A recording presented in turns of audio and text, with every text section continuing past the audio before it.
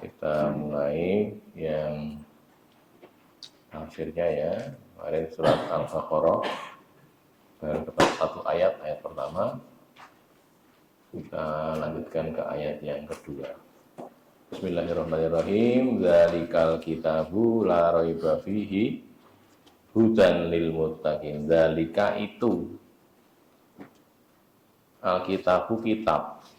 Itu kitab itu.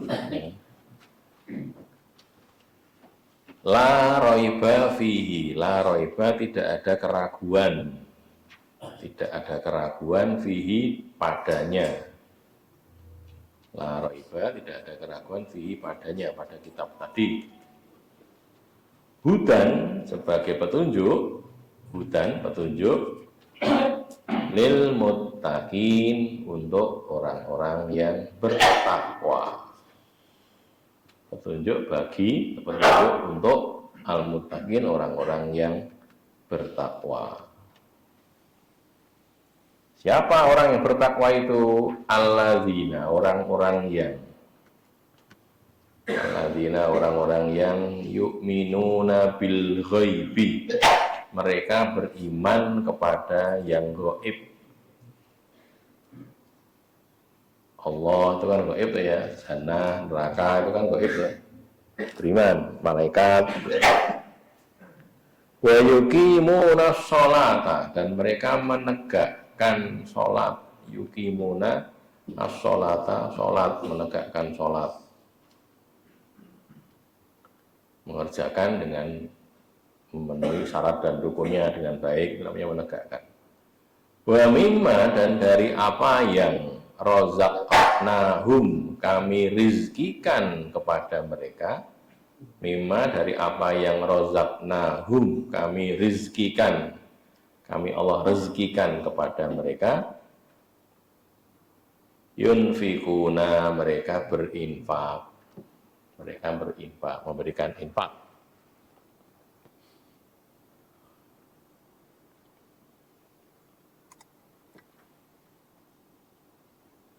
Walladzina, dan orang-orang yang yu'minuna, mereka beriman. Sama nggih? Walladzina yu'minun, alladzina yu'minun kan sama nih. Orang-orang yang yu'minuna, mereka beriman. Bima unzila ilaika, bima dengan apa yang unzila, diturunkan, ilaika, kepadamu,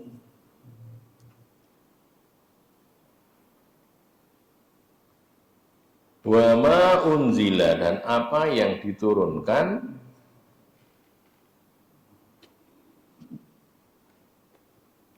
min qablika, dari sebelummu, min dari qablika, sebelummu.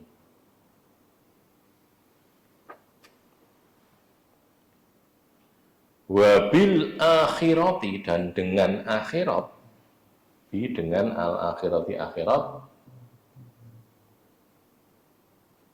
hum, mereka, yukinuna, orang-orang, mereka yakin. Yukinun, mereka yakin. Yukinun, mereka yakin.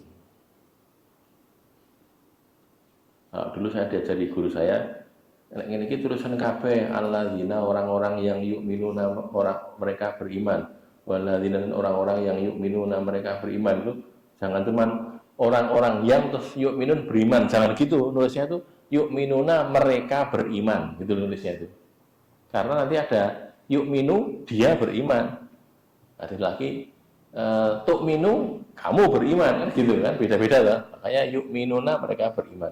Nah, ini juga ini wa bil akhirati, dan dengan akhirat, hum, mereka, yukinun, mereka yakin. Iki artinya mereka, iki jangan mereka meneh gitu loh. Itu ditulis. Kenapa? Nanti kita jadi tahu bisa misahkan antara fiil isim dengan cara begitu itu. Ya, ini kan hum, mereka ya. Kadang-kadang kan bil akhirati, dengan akhirat, hum mereka yukinun yakin gitu tok. Salah. Yukinun itu mereka yakin. Lah kan hum mereka ini double. Iya, memang double. Makanya hum ini diartikan mereka, yukinun mereka yakin gitu loh. Nanti kalau dipisah jadinya kita bener gitu misalnya itu. Itu ngajari gitu tuh ya tidak semua bisa. Artinya saya murid itu kadang wegah gitu loh. Lah nek dari awal langsung gasek nanti ra mudeng-mudeng. Tulus kabeh. Ya jadi pokoknya sing diomongke gurumu terusan kabeh. Wes gitu ya. Nanti sesuk dadi mudeng. Oh, ki ngene nek wis mudeng tak ditulis ra apa-apa, tapi wis mudeng gitu loh. Disuruh terjemahkan jadi paham. Ulaika mereka ulaika itu mereka, hum juga mereka. Ya, tidak apa-apa. Oh ya, sama. Lafadznya lain tapi maknanya sama. Ala atas hudan, petunjuk. Mereka berada di atas, maksudnya ya, hudan petunjuk mir-rabbihim dari pemelihara mereka, dari Tuhan mereka. Min dari rabbihim, pemelihara mereka. Wa ulaika dan mereka itu hum mereka, nah ini juga kan ulaika itu mereka, hum juga mereka lagi al-muflihun, orang-orang yang beruntung, muflih, sukses, beruntung, al-muflihun.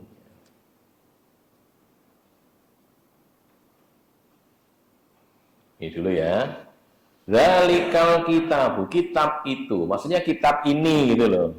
Namanya zalika itu maksudnya ya Al-Qur'an ini gitu. Nek bahasa kita kitab ini bukan kitab itu, tapi bahasa Al-Qur'an zalikal kitabu, kitab itu Al-Qur'an maksudnya la raiba fihi, tidak ada keraguan di dalamnya, tidak ada yang diragukan sama sekali, semuanya benar. Itulah ya, tidak ada yang diragukan kebenarannya, tidak ada yang diragukan bahwa itu berasal dari Allah. Terus fungsinya kitab itu fungsinya sebagai apa? Sebagai petunjuk, hudan, petunjuk lil muttaqin, untuk orang-orang yang bertakwa. Ini bunyinya memang begini, tapi pelajarannya itu gimana? Atau ambil pelajarannya gimana? Artinya ini menunjukkan dalil wajibnya ngaji. Kok iso? Gini, ceritanya ya. Dalil wajib ngaji ini surat Al-Baqarah ayat 2. Loh piye to? Gini loh ya.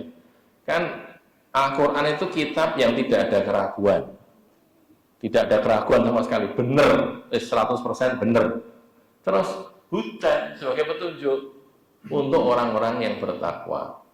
Lah nek Quran kita dipitutuh petunjuk kudu disinau. Lah nek ora piye cara nganggo? Ora mudeng kok. Bahasa Arab bahasane bahasa Arab sisan. Kan itu toh. Bahasa Arab bukan bahasa kita, bukan bahasa Jawa, bukan bahasa Indonesia, kita tidak paham. Maka ya harus disinau. Maka karena itu jadi petunjuk bagi orang-orang yang bertakwa, maka belajar Quran itu hukumnya wajib, gitu loh. Ngaji itu hukum wajib. Jadi orang mau sunnah buatan wajib, mana orang ngaji orang ngerti masalahnya, gitu loh. Untuk tahu, untuk paham harus ngaji, harus belajar Al-Quran, gitu ya. Jadi pengambilannya iso adoh banget nih, agak jauh kan ya. Jadi ini dalil bahwa kita wajib ngaji, ngaji wajib. Gitu. Orang ngaji dosa, wajib kok. Ngaji dosa. Ya tapi yang itu tadi ngajinya kok kudu neng soko ya ora gitu loh ya. Bukan ngaji, belajar Quran, tembudi orang terserah, tapi belajarlah Al-Quran karena itu jadi petunjuk gitu loh ya. Betul cekap aku ngajiku neng kono kok sering disinau kitab-kitab ya boleh saja, tapi ngaji Quran ini wajib gitu loh. Tidak kemudian menghilangkan kewajiban itu, tidak, karena Quran itu harus diketahui dari petunjuk. Saya kadang-kadang mengibaratkan ya, ibarat gambaran apa istilahnya, mendekatkan pemahaman. Enek aku numpak mobil, aku numpak motor, neng dalan kok nek rambu-rambu to ya, ada petunjuk begini. Nek kita orang mudeng kan dadi ra iso untuk informasi to ya. Ki nek gambar ulo ya iki, bengok-bengok ini ulo. Dhewe seneng ulo iki. Loh kok ngono kuwi maksudnya dalane kok menggak-menggok gitu loh. Depan nanti dalane berkelok, apakah kamu jangan banter-banter terus di situ tuh. Dalane berkelok-kelok gitu. Itu kan ya. Oh mudeng lah, kalau mudeng bisa dipulang. Nek ndak mudeng, ora mudeng arep gunane ini piye gitu. Atau contoh yang lain, ini kan tadi kan cik gambarnya cik ketok nggih. Contoh lain, wong nika lho, pramuka nika lho nganggo sandi. Sandi Morse napa sandi semapur niku. Semapur ngerti mboten? Apa napa ngangge gendera niku lho. AB ngoten gendera.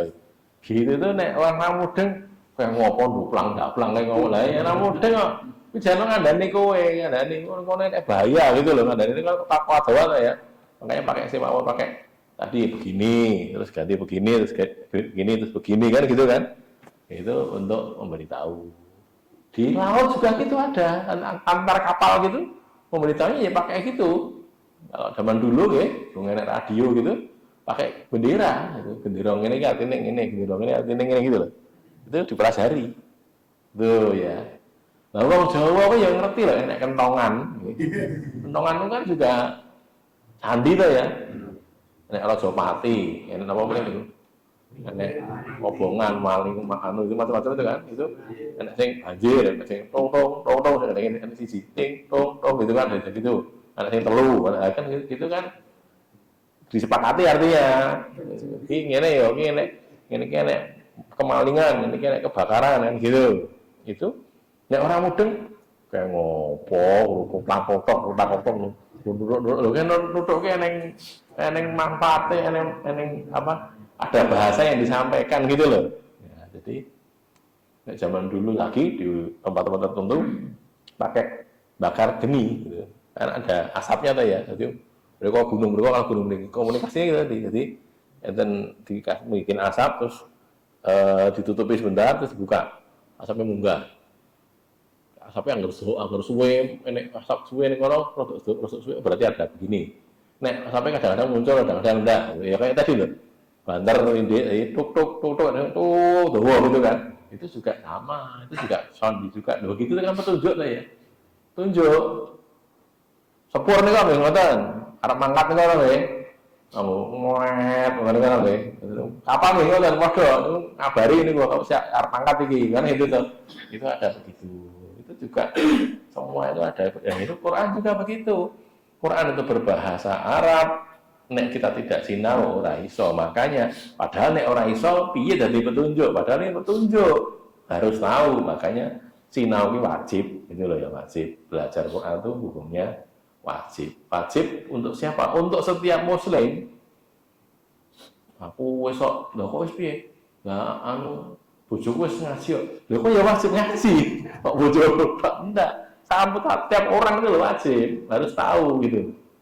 Jangan tidak tahu, harus tahu. Baru iso ya sinau makanya gen iso ya. Nah ya, sekarang al-muttaqin sekarang, hudan lil muttaqin. Jadi karena dia itu berfungsi sebagai hudan lil muttaqin, maka al-muttaqinya sekarang diterangkan di sini, alladzina yu'minuna bil ghaibi, orang yang beriman kepada barang yang gaib. Saya potong dulu ini ya penting. Yang dikatakan gaib itu tidak nampak, ora ketok, ora iso didemok, ora iso dirasakne. Dirasakne mungkin bagian ada ya, tapi yang dilihat tidak bisa didengarkan, nggak bisa disentuh, nggak bisa, itu gaib. Cuma yang gaib itu, yang harus diimani itu ada dalilnya, gitu loh. Sing eneng dalile, di untuk minabillahi wa malaikatihi wa rusulihi wa kitabihi wa tu'mina wa yaumil akhiri wa tu'mina bil qadari khairihi wa syarrihi. 6 itu. Ini dalilnya loh. Beriman pada Allah, Allah itu gaib. Beriman kepada malaikat itu gaib, enggak ketok lah ya. Beriman kepada Rasul sekarang juga sudah gaib, sudah sedo kok. Antum sudah ada tuh sekarang Rasul. Beriman kepada Rasul, beriman kepada kitabnya masih ada, bisa dilihat Quran ya, artinya walaupun mushaf Al-Quran maksudnya bisa dibaca. Terus beriman kepada hari kiamat juga gaib. Kita tidak tahu kapan. Beriman kepada takdir. Takdir itu kalau sudah terjadi, kita tahu namanya qadar, takdir itu tak bisa terjadi. Nek masih jadi kodok, baru ketetapan dari Allah kita nggak tahu. Saiki sesuk iki aku arep loro apa arep sehat kan nggak tahu tuh kita. Ya mestinya pengennya sehat tuh ya. Tapi kan nggak tahu tiba-tiba sakit kan bisa gitu. Kesandung dan jatuh sakit gitu, atau kepleset terus sakit apa senenge bokongnya loro, anu kakinya sakit ya bisa kan gitu kan. Itu kodok kita belum tahu. Tapi kalau sudah terjadi kita tahu. Nah kita juga harus beriman itu bahwa itu ketetapan dari Allah. Jadi ini Allah, malaikat, kitab, rasul, terus hari kiamat, kodok, kodar, takdir itu. 6 itu. Jangan bilang niku pengageng keraton Solo, Kasunanan Solo itu nglarung napa jenenge? Nglarung sesajen teng Parangtritis niku, Parangkusumo napa Parangtritis niku. Jogja karena ketika ditanya ini gimana para wartawan tanya, ini wujud kami beriman kepada yang gaib. Lho sih, gaib itu apa? Nyi Roro Kidul. Loh, lah salah. Itu karena dalile itu enggak ada gitu tuh. Karena ini gaib juga. Loh, bukan gaib itu kamu anggap sebagai yang gaib itu tidak begitu, enggak. Yang gaib itu harus ada keterangan dari Allah, dari Rasulnya. Iki lho sing dimani iki lho. Oh, gitu. Tidak kemudian gue ane anu nih. Jano kene iki ane sing bau reksa. Ane nggih, tendang niku nggih. Kalau kuwi gaib kuwi, kita beriman pada gaib kita nguri-nguri. Lah salah loh, bukan. Itu tidak untuk diimani, enggak. Tidak, itu karena apa? Yang diimani, yang gaib itu sesuatu yang ditentukan oleh Allah. Iki loh yang gaib iki loh. Memang pada ini, pada ini, pada ini. Itu yang diimani itu ya. Jadi tidak semua yang gaib untuk diimani tidak, tetapi yang gaib yang ditetapkan, yang disampaikan oleh Allah dan Rasulnya itu. Dah. Berikutnya wa yuqimuna shalah, dan mereka menegakkan sholat. Namanya menegakkan itu tidak hanya mengerjakan, boten mau nglakoni salat, boten. Ning ditegakkan, didekne. Di menegakkan sholat itu sholat sebagaimana yang diajarkan oleh Rasulullah. Nah, gitu loh. Namanya menegakkan sholat. Saya kan pernah menyampaikan juga di sini, ya, ada orang sholat. Nabi sedang di masjid, dia juga di masjid, datang masjid, lalu dia sholat 2 rakaat, tidak tahu 2 rakaat, berapa rakaat, dia sholat. Rampung sholat itu datang pada Nabi, karena Nabi di masjid juga, dia datang mengucapkan salam, Nabi jawab salamnya, terus Nabi ngendika, "Sholli fa innaka lam tusolli." Sholat kamu karena kamu belum sholat. Orang ini tadi datang ke masjid, sholat, Nabi ya mirsani, Nabi juga lihat, bukan Nabi saring, bukan ngantuk, Nabi itu bukan. Dia sing ngantuk ya. Jadi Nabi itu melihat orang itu sholat dia, Nabi lihat. Tapi ketika selesai sholat, Nabi ngendika, "Sholli fa innaka lam tusolli." Sholat kamu karena kamu belum sholat. Loh, piye toh Nabi? Wis bar sholat kok. Ya sudah, tapi karena sahabat itu orangnya itu haminawa, toh ana. Ya krungu ngirang dilakoni, ya dia sholat lagi. Untuk yang kedua kalinya, sholat. Rampung salat, datang lagi pada Nabi, salam lagi, jawab lagi. Nabi mengatakan, "Sholli fa innaka lam tusolli." Sholat kamu karena kamu belum sholat. 2 kali sudah. Dua-duanya di dekat Nabi, sholatnya itu Nabi mirs-mirsani, Nabi lihat. Tapi Nabi mengatakan kamu belum sholat. Sampai yang ketiga, ya sudah begitu masih dikatakan lagi oleh Nabi, "Sholli fa innaka lam tusolli." Sholat kamu karena kamu belum sholat. Maka kemudian dia mengatakan, "Ya Rasulullah, saya tidak bisa sholat lebih baik daripada ini." Ini yang ketiga ini tak apik kita tenan, terus. Paling apiknya yang saya bisa itu kayak gini nih. Nek niki dereng dianggap sholat, ya Rasulullah, ajari saya ya Rasulullah. Loh ini alimni, ajari saya cara sholat yang boleh. Nah, Nabi itu cerita, Rasulullah ini itu ya. Jadi hadis pokok dalam bab sholat itu. Jadi kita harus memastikan bahwa sholat kita itu ya kaya sing diulang nih Nabi, gitu loh. Carane disinau hadis-hadisnya loh. Ini juga jadi dari sini juga ya. Ini juga sekaligus kita disuruh untuk belajar hadis, karena ngertine salat sing bener iki piye ya sinau hadis no. Ning Quran ora eneng. Enggak ada Quran itu. Tidak akan dibaca dari awal sampai akhir, tidak ada. Detail salat itu enggak ada. Rukuknya begini, sujudnya begini enggak ada. Adanya di hadis. Maka untuk bisa seperti Nabi, karena Nabi ngendika shollu kama ra'aitumuni usolli, gitu ya. Lihat sholatlah kamu seperti kamu melihat aku sholat, maka kita harus mencontoh Nabi itu sering menegakkan sholat. Dimulai dari bersuci dulu, wudu, nek masjid besar nggih mandi gitu ya, tayamum, wudu dan sebagainya itu sampai kemudian masuk ke salatnya. Karena namanya tegak itu ya gitu, wudunya juga yang bener gitu. Wudunya rasa banyune akeh-akeh. Nek cara ulama wudu itu kan ringkas saja tuh. Kalau Nabi itu bisa wudu dengan air 1 mud. 1 mud itu seperempat sok ya. Terus bisa mandi dengan air 1 sok. Sak sok itu 1 adus. 1 mud bisa untuk wudu. Wah gitu ya. Itu Nabi. Ya. Jadi sedikit air bisa orang wudu. Wakeh, buatan. Nah gitu loh ya. Jadi salah satu bentuk wudu yang benar itu hemat air. Banyak sidik baik, tapi betul-betul cukup. Ya, kita belajar. Ini mulai sekarang ya mungkin dicoba saat hidup cukup apa ora? Wudunya cukup ya caranya piye? Nah, kita belajar wudu yang benar gitu kan ya. Contohnya begitu. Sudah.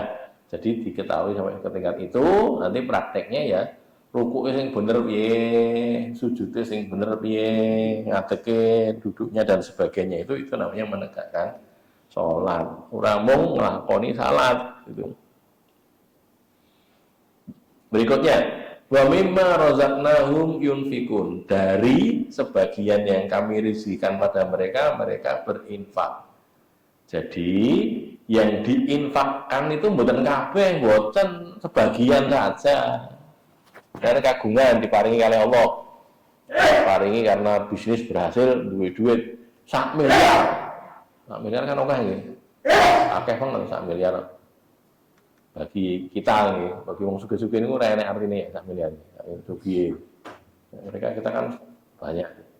Itu kalau cara hitungan zakat dulu ya, itu zakatnya kalau sampai setahun, uang 1 miliar itu bertahan, zakatnya cuma 25 juta. Lawi yuto tok. Lawi yuto tok iki. Lah duitnya 1 miliar kok. 1000 yuto lho 1 miliar niku. Gitu nggih? 1 miliar 1000 yuto ngecoke selawe. Kaya jenengan didit 1000, kon infak selawe mosok kabotan. Nek 1000 nggih, nek 1 miliar mboten. Dadi itu karena sing ditoke 1000 yuto. Itu yang wajib. Kan sebagian itu. Sebagian sedekah juga boleh tambahi. Iki sing wajib wis, saiki sedekah tambahi boleh. Tapi maksimal, ada maksimalnya kan ya. Tidak boleh sampai menjadikan orang itu miskin gitu. Cara wasiat sepertiga saja, paling akeh wasiat ya. Tapi kalau ini ya sedekah ini aja terus kemudian bareng kene butuh ora duwe lah sedekahne kakean tidak boleh. Kalau kita merujuk kepada surat Al-Furqan itu nggih, walladzina idza anfaqu lam yusrifu wa lam yaqturu wa kana baina dzalika qawama. Surat Al-Furqan surat yang ke-25 nggih. Ayatnya berapa itu? Walladzina idza anfaqu. Sudah saya hafal betul? Ayatnya betul. Walladzina ini 67 ya, 67. Tidak itu ini Al-Furqan surat yang ke-25 ayatnya 67. Ini kan cirinya hamba-hambanya Ar-Rahman, ibadur Rahman itu ya. Orang-orang yang apabila berinfak, walladzina idza anfaqu itu lam yusrifu, tidak berlebih-lebihan, infak sampai 50% hartanya ya berlebih-lebihan lah, jangan. Walam yaktur, tapi juga tidak sedikit sekali. Yakturu itu sidik, jadi bakhil gitu, yaktur itu bakhil. Jadi duit tadi misalnya 1 miliar, itu 1 miliar itu rasa oke. Duitnya 10 juta, nah 10 juta ya, 10 juta kan lumayan banyak. 10 juta, infaknya piro? 1000, ya sidik banget no. 10 juta kok 1000 iki piye? 10 juta niku nek misale infak pinten? 100.000 niku mau pinten berarti?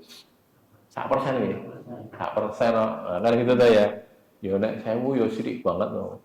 Terus mendeng-mendeng aku infak loh, malah ngandani kayak keliru ngono ki Mas, kurang gitu loh. Aku ki kurang gitu. Jadi sedikit sekali ya. Jadi tadi lah ya, artinya tidak terlalu banyak terus duit 10 juta, sing nggol 5 juta di infak ya janganlah. Itu mengganggu kamu, nanti kamu sulitan kalau menjalani hidup caranya begitu, gitu kan ya. Tapi ya jangan sedikit sekali antara itu dan itu gitu loh. Wah sedikit banget nih, ya ora akeh banget. Kita tahu lah, bisa mengira-ira lah sekitar itulah gitu ya. Isinya gitu. Udah ya, balik ke depan tadi. Wa mimma razaqnahum yunfiqun.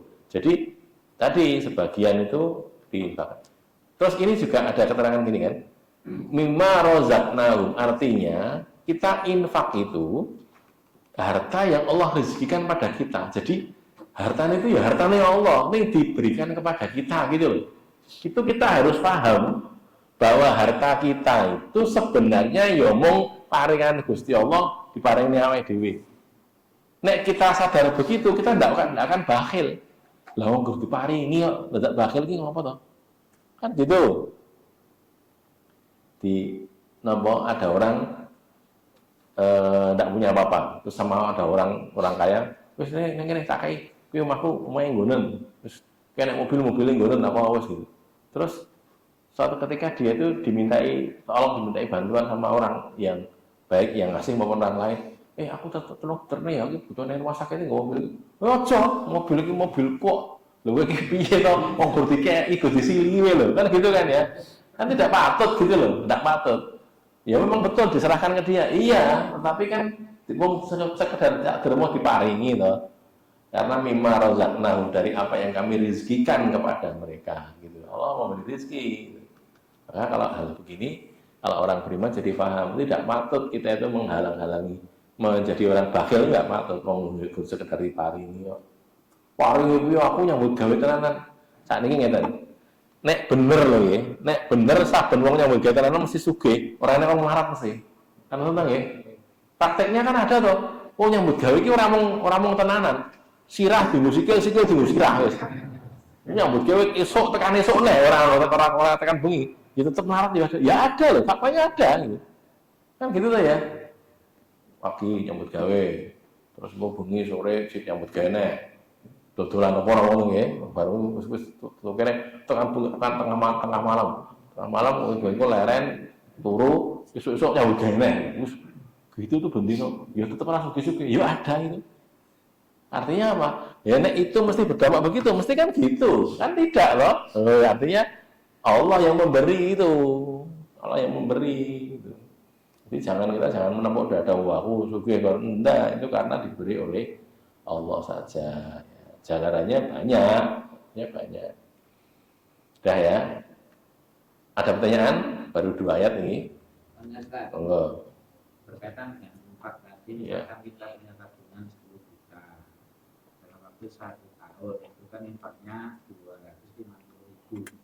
Bolehkah 250.000 itu tidak kita bayar sekali, artinya untuk infaknya itu misalkan 100, 150 boleh, atau sekali infak 250. Yang pertama kita bedakan antara infak wajib dan infak sunnah ya. Artinya infak wajib itu zakat, infak sunnah itu ya infak itu. Kalau nilainya baru 10 juta itu belum wajib zakat, belum wajib. Karena zakat itu kan harus sampai nisab ya, nisabnya 20 dinar. 20 dinar itu kalau satu dinar itu 4/4 gram emas, berarti 20 dinar itu 84 gram emas. Jadi dengan kagungan arto sing nilainya senilai 84 gram emas bertahan selama setahun itu dikeluarkan 2,5%-nya zakat itu. Tapi kalau infak lain, infak yang disebut ini, infak itu ada 2, infak wajib, infak sunnah. Nah, infak wajib ya zakat tadi. Nah, infak sunnah itu ya yang lebih dari itu. Jadi zakatnya sudah, infak terserah itu. Tidak harus sekali, tidak harus 2 kali. Dan jumlahnya juga terserah, persentasenya tidak ditentukan gitu loh. Mau banyak boleh, mau sedikit boleh, cuman batas banyaknya tadi loh ya. Ojo kakean, kakean membahayakan dia, jangan. Ya, tadi yang disampaikan Pak Kang itu yang 10 juta itu bisanya infak, bukan infak wajib, tidak ada. Nah, biasanya infak sunnah. Lah kalau infak sunnah, ya nggak terserah.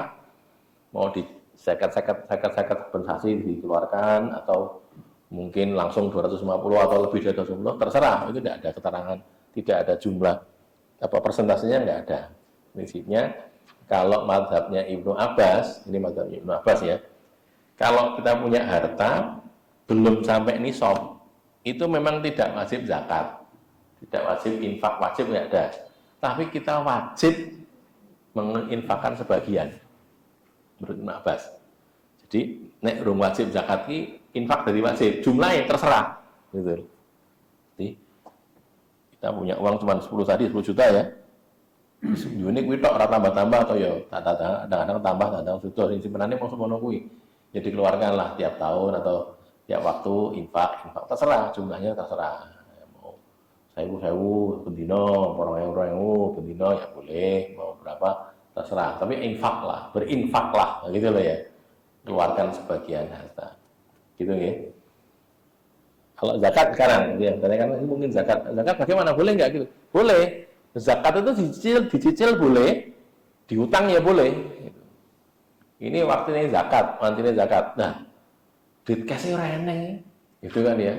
Ya eneng, duitnya eneng, tapi wujudnya itu emas gitu, bukan uang gitu. Harus diuangkan dulu kan, mau dikeluarkan emas ya, kok piye caranya bagi? Ya sudah, dinilai asetnya dinilai, simpan emas saya sekian, kudu ngutak ke zakat semene, ini belum duit ya utang saya. Utang, jadi sekarang belum bisa dicicil sih boleh atau didahului sebelumnya cuman kalau sudah sampai nisab nih sudah ditentukan nisabnya sekian sudah jalan engko nek tekan kono aku nanti duit bisa kita cicil sidik boleh saja kalau itu diniatkan sebagai zakat mengurangi nanti jumlah zakat yang harus dibayarkan boleh dicicil boleh diutang ya boleh banyak langsung boleh jumlah itu langsung ya boleh sedikit-sedikit ya boleh, kepada satu orang boleh, kepada banyak orang ya boleh. Kalau zakat niku kepada orang loh nih, bukan kepada masjid, betul. Nek masjid niku infak saja, jangan zakat. Aku zakat kok tak lebok neng, wah kayak kotak infak ya, oh jangan. Itu infak itu bukan zakat. Nek zakat itu kepada orang. Fakir miskin itu orangnya gitu loh. Wong melarat KI itu zakat bisa. Orang miskin kasih bisa. Atau orang goreng tidak bisa bayar utang karena utang bukan untuk maksiat, bukan untuk apa, untuk kebutuhan, mereka bayar kasih itu bisa goreng atau mu'alaf bisa mu'alafati qulubuhum bisa juga yang lain-lain ya.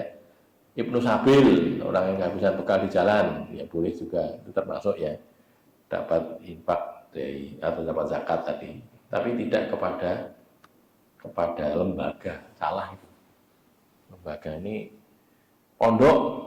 Tak, kalau kita untuk bangun pondok, saya ambilkan zakat tidak bisa karena itu bukan untuk itu peruntukannya, tapi kepada orangnya. Kalau untuk santrinya yang melarat DKI boleh mana? Gitu. Karena dia kan melarat ya, miskin kan ya, boleh. Neng kepada pondoknya tidak. Dari mana? Dari uang infak, bukan dari zakat. Ada lagi? Enggak. Setengah sama kan? Akan muni berarti. Itu misalnya diberikan pada orang yang berutang, tapi utangnya itu banyak di bank, itu bagaimana sih itu? Ya pada prinsipnya kalau untuk riba jangan, untuk bayar utang riba jangan. Kalau untuk utang yang lain boleh. Untuk utang ning bank ini aku horim aku lah, jangan itu diselesaikan saja dengan cara itu. Beritahu pada banknya aku gelem bayar ning bagian pokok itu. Nah, gitu loh. Gelem bayar utange ribane suruh begitu kalau mau begitu dibantu boleh kalau tidak jangan untuk membantu untuk orang soalnya ini mungkin nek dibantu gitunya nanti dia utang lagi riba meneh kan gitu tuh jadinya ya apa nih nyampaikan ada sudah kita di MTR itu kan masyarakat tanpa riba itu mereka mau bantu tapi syaratnya yang dibantu ki sing diselesaikan utangnya tok ora ribane ora tidak mau mereka bantu itu bantunya mau dan itu pun cuma saran ya sebenarnya ini gini caranya orang kok terus nyodit tak edit tidak bukan gitu tapi lebih kepada cara mengatasi supaya tidak utang masuk utang itu aku kabutan utang ulang apa utang tuku mobil utang tuku mobil lah kamu tidak punya mobil tidak mati kok gitu ya ada nanti mobil itu mati betul kan ya ora no, mati ini ramai ora maem, tidak makan mati mungkin, tapi tidak punya mobil itu tidak mati toh. Ya tidak. Apa itu dulu aku lanjut dulu, aku stres lah, lu salah mudik gue, tidak stres ngopo. Ora kudu kok kan gitu tuh ya. Motor juga sama, tidak harus kan orang tidak harus punya motor toh. Malah ngepit malah sehat gitu. Saat ini gini wong suge-suge malah do ngopi tak. Apa ya? Mobilnya salah kayak ngepit. Nah, dia bisa ngopi itu malah susah, pengen di mobil kan kualik lagi. Ada lagi? Saya teruskan dulu ya, rada melunjak terus apa ya? Ya, nek ngantuk pindah tempat. Walladzina yu'minuna bima unzila ilaika, dan orang-orang yang beriman dengan apa yang diturunkan kepadamu. Mu ini Nabi Muhammad ya. Wa ma unzila min qablika, dan apa yang diturunkan sebelummu. Taurat, Zabur, Injil. Itu Taurat kepada Nabi Musa, Zabur kepada Nabi Daud, Injil kepada Nabi Isa. Bedanya apa toh? Beriman dengan Al-Qur'an dan beriman dengan kitab sebelumnya. Bedanya, kalau kepada Al-Qur'an itu kita harus tahu isinya, harus paham, terus diamalke. Kuwi nek Qur'an. Nek Injil, Taurat, Zabur niku mung kita cuma percaya bahwa ada kitab Allah namanya Zabur diturunkan kepada Nabi Daud, bahwa ada kitab Allah namanya Injil diturunkan kepada Nabi Isa, ada kitab Taurat, kitab Allah yang namanya Taurat diturunkan kepada Nabi Musa. Mung percaya gitu tak sudah cukup gitu. Rasa di sini rasa, tidak ada kewajiban belajar kok. Gitu loh ya. Jadi andai kata Taurat itu masih asli, belum ada perubahan. Injil itu masih asli, seperti yang Allah kalamkan itu, tidak ada perubahan, tidak ada otak-atik menungso. Itu pun kita tidak disuruh mempelajari. Orang yang disuruh Quran guys, gitu loh. Karena kita ini umatnya Nabi Muhammad Shallallahu Alaihi Wasallam, syariat yang berlaku syariatnya Al-Quran. Bahkan ya, jadi bedanya di situ. Nanti jangan sampai ada orang Injil kan ya kita Allah toh ya saya tak sinau Injil. Ora, kalaupun Injil itu benar, artinya benar tidak dimasuki oleh omongan orang. Faktanya kan gitu kan, faktanya kan Injil sudah berubah toh. Misalnya masih asli saja, tidak ada perubahan sama sekali, itu pun sekarang sudah tidak berlaku lagi. Sekarang yang berlaku zamannya Quran gitu. Dan ya, jadi kita beriman. Kita Injil enek, pada zaman Nabi Isa, lah wong ngerti. Lah ning Quran disebut kok gitu lah ya, kita jadi percaya, yakin iya, tapi tidak untuk belajar, gitu ya. Terus wabil akhirati hum yuqinun, mereka yakin kepada kamu akhirat. Akhirat kan juga gaib tapi sekarang kan belum ada, gitu. Belum kelihatan toh. Kita percaya bahwa nanti akan ada balasan, jaza. Berbuat baik balasannya baik, berbuat buruk balasannya buruk. Sing kafir untuk neraka, sing beriman untuk swarga, itu kita yakin harusnya. Karena wabil akhirati hum yuqin, mereka yakin. Keyakinan kepada akhirat itu mendorong orang untuk bersungguh-sungguh dalam beramal. Karena ada urusan nanti nang akhirat, gitu loh. Salatmu kok kayak ngono iki, jedit tok ngono iki tok, cepet-cepetan itu. Salat lagi muni bis wae wis rukuk. Yo bismillah lagi bis. Oh, sok lagi bis lah cepet banget kok. Lha kuwi kok ning akhirat piye no? Nanti bertanggung jawab di hadapan Allah. Maka dadi rawani aku nek cepet-cepet rawani aku Allah duka piye. Kan gitu. Jadi yakin bahwa salat itu harusnya ya pakai tumak nina. Gitu loh ya, tidak cepet-cepetan kayak gitu. Dan sehingga karena keyakinan itu maka orang memperbagus ibadah. Poso-poso awan-awan kok tetep rawani ngombe. Padahal ora enek wong lho. Ning omahe kosong. Ge eneng wedang banyak gitu, macam-macam pilihannya banyak, enek es, enek macam-macam gitu ya. Ora wani ngopo? Lah anu engko didukani karo Allah, aku ngapus kene engko Allah duka aku ning akhirat piye. Itu loh ya. Karena dia yakin dengan itu sehingga jadi begitu. Ini kesempatan nyolong nih. Korupsi jadi saya tuh dapat cerita, sudah cukup lama nih Bapak. Di satu BUMN itu, orang itu mau korupsi 10 juta ini gampang banget. Dan tidak disoal. Saking akeh wong duitnya saking akeh gitu loh. Jadi 10 juta itu kaya ora gitu. Oke. Ngono kuwi, lah kalau tidak yakin kamu akhirat ya mesti jiko no. Ora ketahuan no. Tidak ketahuan kan? Artinya saking banyaknya uang sehingga jiko semua wis kaya dianggap biasa gitu, biasa dan tidak akan disoal, saking sedikitnya karena lebih banyak lagi uangnya. Nah, terus kalau dia yakin pada akhirat tidak berani, Aku kok neng kene untuk semono, neng akhirat aku didang Allah jawabanku apa? Kan gitu kan? Yakin soalnya, sehingga tidak berani gitu loh ya. Dan yang lain-lainnya. Ulaika mereka itu ala hudam mir rabbihim, berada di atas petunjuk dari pemelihara mereka. Jadi orang-orang ini al-muttaqin tadi ya di ayat 2 dan seterusnya yang diterangkan di ayat 3, 4 ini tadi, itu adalah orang yang dapat berada di atas petunjuk. Maksudnya dia ditunjuki oleh Allah, dan mereka itulah orang-orang yang muflih. Muflih itu sukses, beruntung, bejo kemayangan. Nah itulah ya, orang yang mendapatkan keuntungan yang besar, muflihun. Jadi kalau dalam bahasa Al-Quran, orang yang dikatakan beruntung itu adalah orang yang mendapatkan petunjuk. Al-muhtadun al-muflihun, yang mendapat petunjuk itulah orang yang beruntung. Dudu wong sing menang lotre mboten gitu. Wah, untung Anda kurang beruntung kan itu ya. Lotre ini gagal. Anda beruntung mendapatkan ini apa? Kemenangan lotre ini, hadiahnya kulkas. Wah, beruntung. Bukan itu. Kan beruntung itu apa? Beruntung itu orang yang bertakwa, orang yang dapat petunjuk dari Allah. Ya? Karena beda definisi itu sehingga orientasi arah hidupnya ya beda. Nek wong iman arah hidupnya piye bisane aku diridhoi karo Allah, ngoten. Berusaha. Allah ki ridhone apa to? Nek aku apa berbuat apa beribadah menyembah kepada Allah, Allah ridho. Aku tak nyembah pada Allah. Gen Allah ridho. Ngoten lho. Niku nek wong iman, nek wong ahli dunya, wong kafir mboten. Wong kapitalis orang yang mengumpulkan apa kekayaan, tambah meneh di pabrik isi tambah sini pabrik ini kok buka nih tambah sini begitu tidak selesai kan pokoknya hidupnya untuk itu terus dunia sampai akhirnya dia mati juga dalam kondisi seperti itu gitu ya.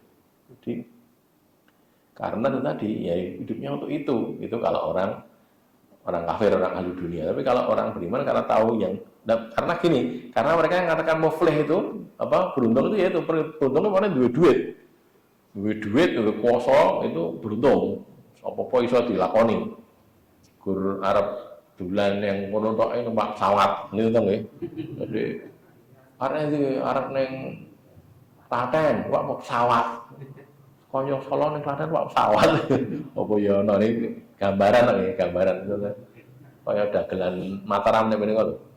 Aku udah ini maamku neng Aceh, terus ngombene neng Irian Jaya katanya gitu. Saking untuk umum itu maksudnya orang-orang jenenge lucon gitu. Terus nanti ada yang rada jorok itu kan ya. Aku udah ini buang air neng kono, terus cawiin neng kono. Terus piye? Saking untuk menunjukkan hebatnya dia itu. Tapi kan cuma guyon ya. Lah kita tidak begitu. Untuk apa toh yang nungi? Gitu kan ya. Untuk apa?